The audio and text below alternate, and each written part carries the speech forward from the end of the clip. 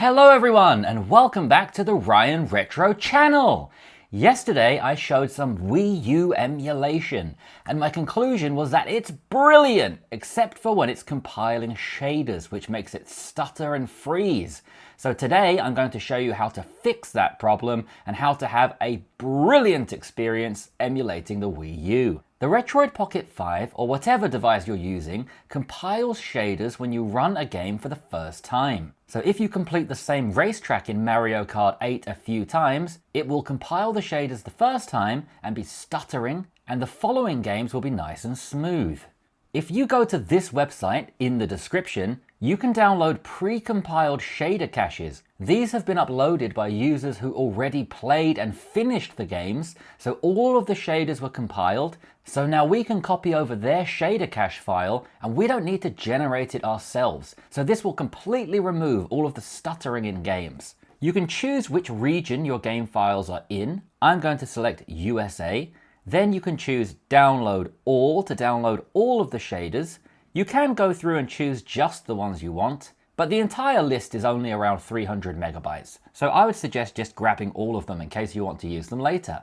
This will download a zip file called shaders. So I'm going to open this in RAW, and now I'm going to unzip it by selecting it and choosing the up arrow. It will make a folder called shaders. I'll push OK. This will only take a few seconds. You can see it running along as I'm talking. Now we'll go to the Files app and find that Shaders folder, open Shader Cache, Transferable, and in here will be a lot of files. These are all the Shader Cache files. So by tapping on the icon for one of the files, it will select it. Then if you choose the three dots at the top right and choose Select All, we will then tap the three dots again and choose Move To. So we're going to move these into Cemu, our Wii U emulator. If you tap on the three lines at the top left, you can then scroll down to Cemu Debug. Here we'll go to the Shader Cache folder and then to Transferable. You might already have a couple of files in here that you generated while playing games. If the games that you played were not on the list, you can just keep them. You can see I already have a couple of files I generated by playing games, but I'm now going to push the Move button and move all of those downloaded pre-configured shaders into this folder. You will see two files couldn't be moved, and that's because I already generated them myself. So one idea would be to clear out this folder before you import any shaders. I'm going to find these two files that I generated by playing myself. I'm going to delete them, and then I'm going to move over the new pre-configured files. So to find the files, I'm going to choose the three dots at the top right, sort by, and then modified, newest first or oldest first. We'll just see the ones that were not modified 1 minute ago. So I'll choose oldest first, and you can see those two files were modified around 20 minutes ago when I was running some tests for this video, and all of the other files were edited 1 minute ago. So I'm going to select those two files and delete them. Then I'm going to go back to my download folder, back to those files we just downloaded. If you remember, they were in shaders, shader cache, transferable. I'm going to grab these two files and move them once again to Cemu Debug, Shader Cache, Transferable. Let's move them over. Now the downloaded folder is empty because they've all been moved into Cemu. And just before we jump into a game and I show you the difference that made, I have one more tip for you, which is if you choose the settings cog at the top right and go down to Graphic Packs, here you can download enhancements and modifications for all of your games. And it's so simple. All you have to do is just tap the download button up here. So tap the download button and it will download all of them right away. And then you have some options for all of your installed games. They don't have graphic packs for every single Wii U game, but you can see the ones that are available here. So for example, Mario Kart 8, I can tap on that. We have enhancements, graphics, and mods. So if we go to enhancements, we can make it contrasty, debanding, remove watermarks. Under graphics, this allows us to change the resolution. So by default, the Wii U is in 720p. And as I said in my last video, it looks fantastic. I don't see a need to increase it, but let's try it for testing purposes. So let's enable the graphic options. Let's change TV resolution to Full HD. Let's also change gamepad resolution to Full HD. Let's go back and go to mods. Let's turn on 60 frames per second split screen. I'm probably not going to do any split screen in this video, but just in case I want to try that in the future, I'll enable that now. And now with some graphics tweaks added and the shader cache applied, let's see what happens when we load up the game now. Now when you load up a game, you're going to see it's compiling the shaders before loading. This can take a little bit of time. That time it only took a few seconds, but you'll often find when loading a game for the first time with the pre-compiled shaders, it could take up to around 5 minutes. But that's only going to be the first time you do it. And it's going to erase any stutters while you play through the game. So I think it's definitely worth it. So we now have a 1080p version of Mario Kart 8 with all of the shaders pre-compiled, so we shouldn't see any stuttering while we play. But let's test it out. If you watched the video yesterday, you will have seen that often when I was going around corners, the game was stuttering and stopping, and at the top left it would say, compiling shaders. So let's see if that happens now. And let's also bring the FPS counter onto the screen too. And turn up the volume so we can hear if there are any audio glitches. We're running at around 36 frames per second, and the game feels a little bit slow. I'm not sure if that's because I increased the resolution to 1080p. So what I'm going to do now is go back to the original resolution and see if it feels faster or slower. Maybe I'm just misremembering the speed of the game. So we're going to go back into the settings, go to graphics packs, and you can see how many are applied by the little number in the icon. So on Mario Kart 8, we have 2 graphics packs applied. So I'll tap on that. You can see one is graphics and one is mods. So I'll go into graphics and turn the graphics options off. Once again, it compiled shaders, which only took a few seconds. My home is talking again. Okay, my apartment finally stopped talking to me, and we've turned off the graphic pack, so we're back to 720p. And I would say the 1080p only looked about 5% better at most. It didn't really look that much better because the Wii U already looks fantastic. As I drive around, no shaders have been compiled, which means I haven't had a single stutter or slowdown. We are completely locked at 58 frames per second. There is no glider, which is something I noticed. I had a comment on my previous video asking shouldn't there be a glider, and I think there should, so I'm not sure what's going on with that. But if you look at the frame rate, we're never going below 50, we're getting no stutters like we had before. This is a fantastic experience. So if you follow this video and you install those shaders, you're going to love this experience, I swear. Woo! See? Link agrees! Now let's jump into Black Ops 2. This was requested on the previous video, so if you have requests for future videos, make sure to leave them in the comments. Again, we need to spend some time compiling shaders before we play, but if you ask me, I would much rather get this done before playing the game and then have a smooth experience, rather than it constantly making shaders while you're trying to play. It seems like we've crashed out of that game.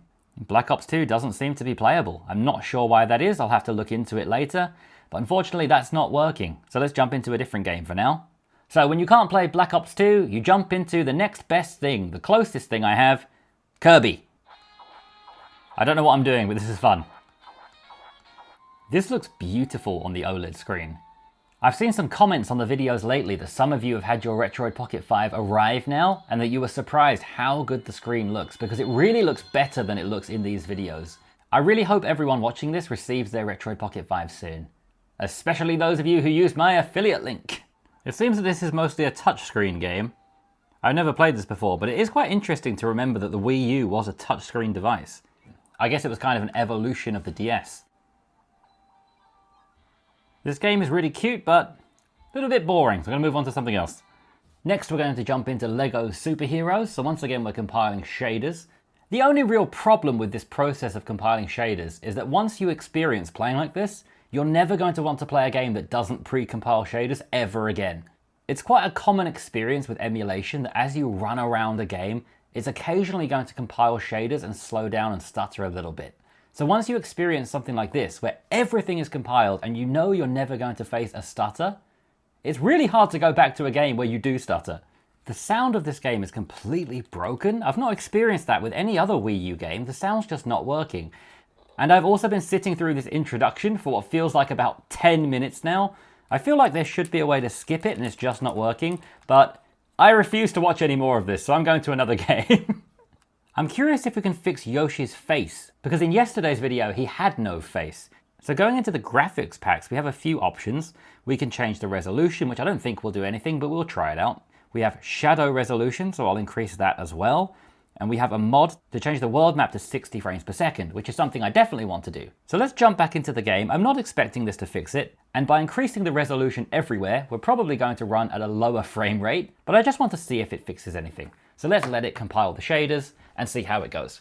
Okay, I'm not joking, this literally took about 20 minutes to load all of the shaders. I really hope this works. And I don't know why it was so long. Let's jump into the game that we saved yesterday. Oh, we're running in slow motion, which is probably because I increased all of the resolutions. I just want to see if the face is working. I expected that it would be quite laggy because we did increase the game from 720p to 1080p, and then we also increased details from 100% to 200%. Let's just jump in and see if our little friend's got a face or not. No, he still has no face, so that was 20 minutes of my life I'm not getting back. Please like the video. Oh, I'm so tired. As you can see, you really do need to play around with these settings. I'll keep the 60 frames per second world map on and lower the resolution of everything else. Now let's load up one more time and see if it takes 20 minutes again. As all of the shaders were compiled last time, you can see it only took a few seconds this time. Thank God. I've lowered everything back down to 720p, back to the original settings. So let's see if we can maintain 60 frames per second now with that 60 frame per second mod. So running around, we're not at 60 frames per second, we're at around 40, but at least it is above 30. So we're at least seeing some kind of improvement there. Here we are at around 60 frames per second. It looks very smooth. Let's jump into the level. And with all of the shaders compiled, we shouldn't see any stuttering at all from here on out. We just have to forget about the fact we don't have a face. And I can tell you, this is much smoother than yesterday. Yesterday, when I ran through this game for the first time, we were compiling shaders quite a lot. Whereas now all of the shaders are already compiled for us, so we are just very, very smoothly running through this. I think it's definitely worth taking the time to compile those shaders. And I'm hopeful that it wouldn't be 20 minutes if you didn't increase the resolution of everything like I did. Let's go grab some more wool. Even when activating certain events in the game, we don't get any stutters because all of the shaders have already been applied. Oh, well that was a fail. Anyway, this game is running perfectly. I wasn't looking at the frames per second, but it definitely felt like it was in the 50s. It felt very smooth. And as this video you're watching now is in 60 frames per second, you should be able to see it in a similar way to how I do. Let's once again jump into the little Prince boy, the Breeze Ariser. Again, yesterday this was running pretty well at around 30 frames per second, but it was stuttering when it was loading in shaders. This is probably going to take around 2 minutes, but then the following times you load up the game, it should be very quick. Also, before we get into the game, let's just check out what our graphic pack options are. So under enhancements, we can make it more contrasty, add negative textures, and no SSAO. I'm not sure what these mean by the name, but if you tap on it, you can see some more information. Removes the SSAO of the game, which are these little blurred shadows around Link when you're standing under a tree, for example. So you can go through, read what they do, and choose if you want to use them. You can see the default resolution on this game is 1080p. Which is interesting because Mario Kart was 720p, so maybe it's a game-by-game basis. You can choose to remove the HUD if you want to take screenshots without anything in front of the screen. And I did find an option which says it can fix slowdowns on weaker hardware. I'm not sure if that applies to what we have here, but I thought there's no harm in turning that on and seeing how it goes. So let's jump back into the game again. You'll see this time it's loading the shaders very quickly. It only takes a long time the first time. And I have to say again that this screen just looks incredible, and this game in particular looks unbelievably good on this screen. So let's keep an eye on the FPS counter at the top right and let's run around the map. I'm going to swing the camera around so I'm really stressing it as much as I can. You will see there are no stutters at all, because usually those stutters occur when you're loading in the new textures, but we already did that before we loaded the game. So now as we run around, you're going to see the FPS is pretty stable. It does drop to around 24 frames per second around here. I find that happens every time I start this game. But you'll see for the most part, it's doing really well and sticking at 30 frames per second. I've started this game probably more than 20 times in order to do tests and record videos. And this starting island has to be one of my favorite places in any game ever. It's just beautiful. We just fell down to 20 FPS while spinning the camera around. That's the lowest we got. And as I said in a previous video, I still do prefer the GameCube version of this because it runs just so flawlessly. But after compiling those shaders, this is definitely a nice experience. You'll see the frames per second is mostly sticking around 30 frames per second. And I will make a follow-up later where I get into combat and further into the game to test how it goes. But with the shaders compiled, you should expect this level of performance throughout the game. So the conclusion of this video is that you should download the shaders in the link provided below. You can search the internet to see if you can find more as well. I highly recommend installing them how I showed you to do it. And why not grab the graphics packs built into Cemu as well, just to see if you want to make any tweaks while you're at it.